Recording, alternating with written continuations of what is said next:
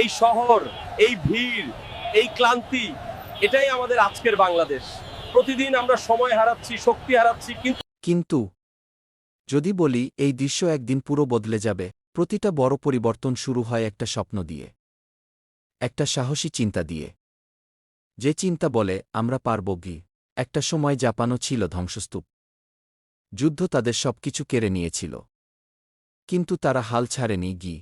আজ সেই জাপান বিশ্বের সবচেয়ে উন্নত দেশগুলোর একটি।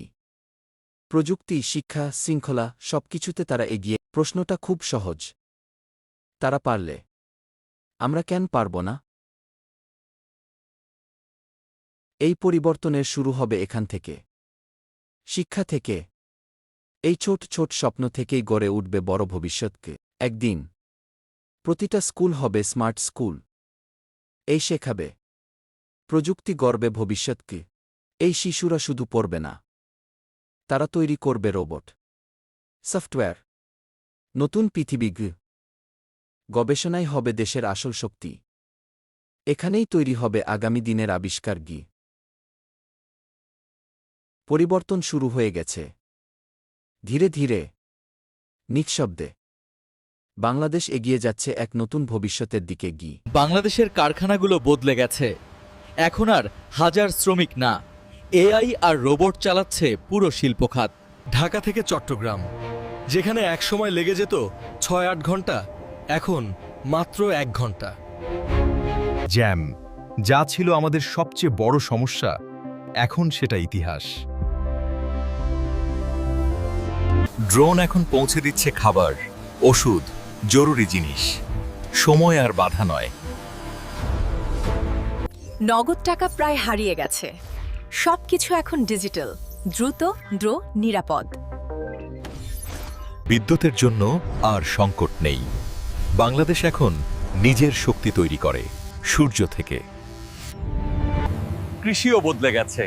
কৃষক এখন প্রযুক্তির সাথে কাজ করে, ফসল হয় বেশি, পরিশ্রম কম। গাড়ি এখন নিজে নিজেই চলে, দুর্ঘটনা কমে গেছে প্রায় শূন্যে। ডিজিটাল যুগে নিরাপত্তাও বদলেছে। বাংলাদেশ এখন সাইবার শক্তিতে সুরক্ষিত। এই পরিবর্তনের পেছনে আছে দেশের তরুণরা, তাদের আইডিয়া, তাদের সাহস, তারাই গড়ে তুলছে নতুন বাংলাদেশ। একসময় হাসপাতাল মানেই ছিল ভিড়, বিশৃঙ্খলা, কষ্ট, কিন্তু এখন বাংলাদেশের হাসপাতালগুলো হয়ে উঠেছে বিশ্বের সেরাদের মতো।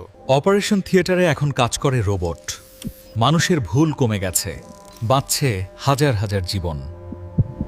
শুধু নিজেদের জন্য না, বাংলাদেশ এখন বিশ্বে ভ্যাকসিন রপ্তানি করে। চিকিৎসা এখন শহরের মধ্যে সীমাবদ্ধ না, দেশের প্রতিটা গ্রামেও পৌঁছে গেছে ডাক্তার। রোগ হওয়ার আগেই ধরা পড়ে যায়। এআই আগেই জানিয়ে দেয় শরীরের সমস্যা। স্বাস্থ্য খাতে দুর্নীতি কমে গেছে, সবকিছু এখন স্বচ্ছ, দ্রুত, সঠিক। ফার্মেসিও এখন স্মার্ট, ভুল নেই, দেরি নেই, সবকিছু নির্ভুল। একটা সুস্থ জাতি মানেই শক্তিশালী দেশ। বাংলাদেশ এখন শুধু উন্নত না, এটা এখন সুস্থ, সচেতন আর ভবিষ্যতের জন্য প্রস্তুত।